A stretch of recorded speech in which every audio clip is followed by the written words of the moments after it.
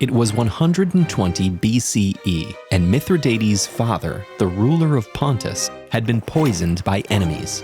Fearing that his mother might poison him to usurp the throne, Mithridates went into hiding.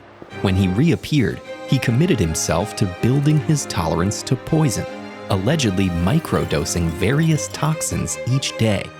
He reached his 70s and chose to die by sword, evading capture. No substance has perhaps been as constant an ally to insidious scheming as arsenic, the so-called king of poisons. It's a naturally occurring, widely distributed metallic element. In its chemically pure form, it isn't much of a threat because our bodies don't absorb it well.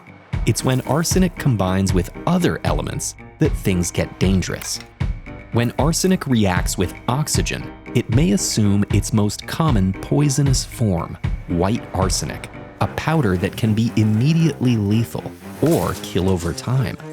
At the molecular level, white arsenic resembles phosphate, which is essential to the body's basic cellular reactions. When white arsenic enters the body, it replaces phosphates, compromising critical processes like cellular energy production.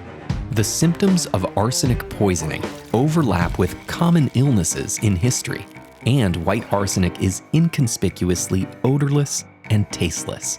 These characteristics made it a choice murder weapon. In ancient Egypt and Greece, people encountered arsenic while mining and smelting metals, and came to recognize its powers. The first preparation of white arsenic on record is attributed to Islamic Golden Age alchemist Jabir ibn Hayyan around the 8th century. Poisoning became prevalent in Renaissance Italy, where elites like the Venetian Council of Ten decided who to assassinate and enlisted alchemists, pharmacists, and doctors to prepare the appropriate poison. The House of Borgia mastered the murderous art, reportedly wielding an arsenic-laced powder called cantarella that they'd sprinkle into special guests' goblets. And during French King Louis XIV's reign, arsenic ran rampant among Parisian high society, earning it the moniker of inheritance powder. In 1675, the 5-year Affair of the Poisons kicked off with a noblewoman confessing to murdering her father and brothers, and revealing that Paris harbored an extensive underground network of poison peddling. One of its central figures was Catherine Montvoisin. In addition to performing divinations and black masses, she formulated so-called love potions, as well as more ghastly concoctions containing aconite, belladonna, and arsenic. One of her clients was a member of the royal court, whose husband died under mysterious circumstances.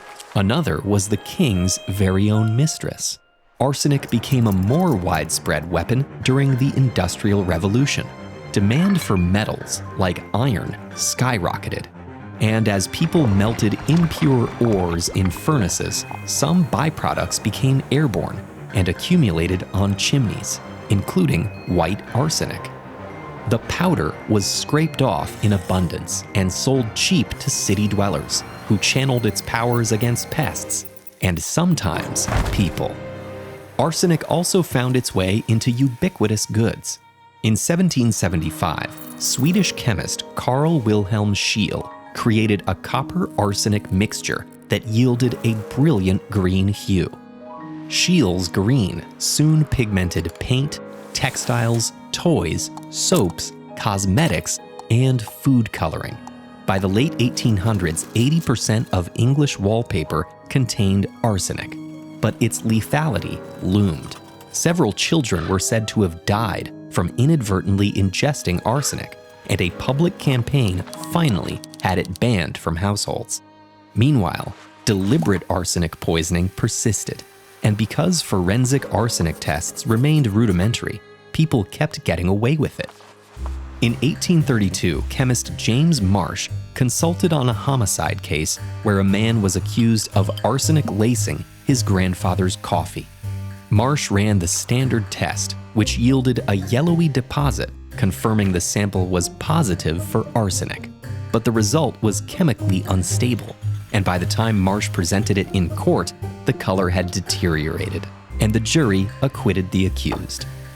So, Marsh created a new test whereby an arsenic-containing sample would react with zinc and acid to produce arsine gas. Once ignited, it would reveal a solid arsenic deposit. It was the first truly reliable arsenic test.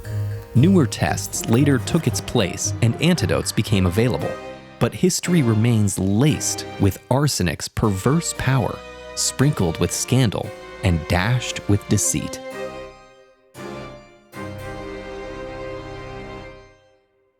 Arsenic's brilliant green hue wasn't the only dangerous pigment being used in everyday products and goods.